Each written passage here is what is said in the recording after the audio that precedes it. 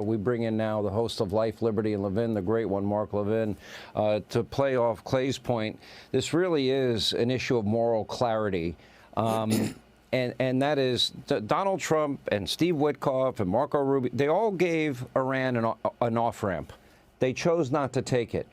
But Iran now has been fomenting terror, firing tens and tens of thousands of rockets. Clay's been there, you've been there, I've been there.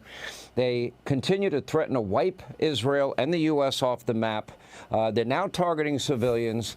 To me, it's, you know, how many rockets would be fired into the U.S. before there was a citizen uprising demanding retribution? I'd say one. What do you say? I say none.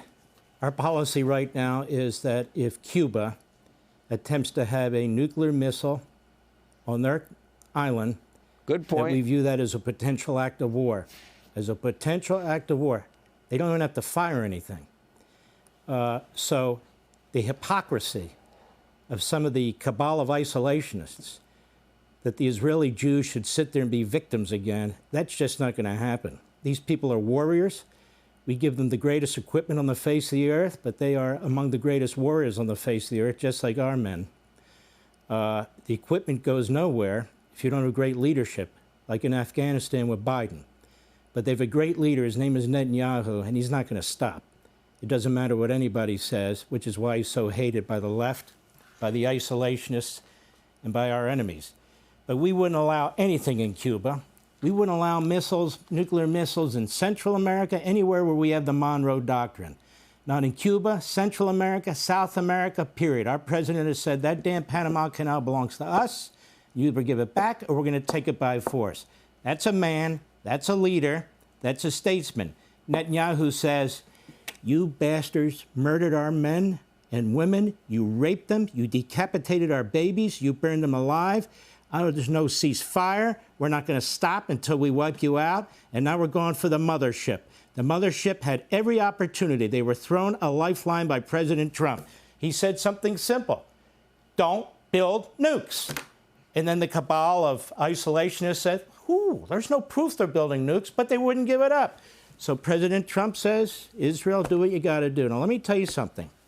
What we're not seeing on TV is TV cameras in Iran. Now, you got 200 jet fighters that day and night are dropping something on something over there in Iran. They must be picking that damn country to pieces.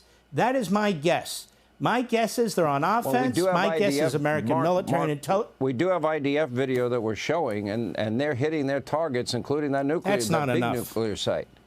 Well, I'm saying we do have some proof. But we have evidence they're hitting their target. But my point is the extent of it is not being shown. We see these missiles coming in, and we play it and loop it and loop it, and of course they're casualties. It's terrible things happening.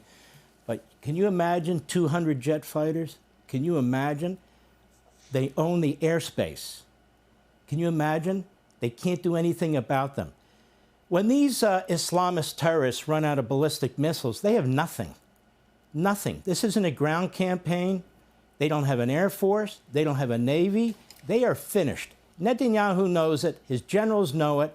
They're going to pick these guys apart. And I have a couple of suggestions to make. Elon Musk, may I ask you to do a favor for the Iranian people? Turn on your Starlink for the Iranian people. Turn it on. They've shut down the internet over there because they don't want to be overthrown, because it's a police state. The people live under fear. Turn on the Starlink. That would be one of the greatest acts of humanity ever. Israel, I want to tell the anti-Jew, anti-Israel cabal, Israel has nothing to apologize for. They were attacked, and they're going to bring this to an end come hell or high water. And the Iranian regime, after 50 damn years of killing people, our Marines, killing Israelis, killing people in Yemen and the rest of the Middle East, your day has come. So I'll say what nobody else will say. You ready, Sean? Israel, kick their asses on our behalf, your behalf, and the rest of the world. Kick it and don't give up until they're done. I'm done. That's why we call you the great one, Mark Levin. Thank you.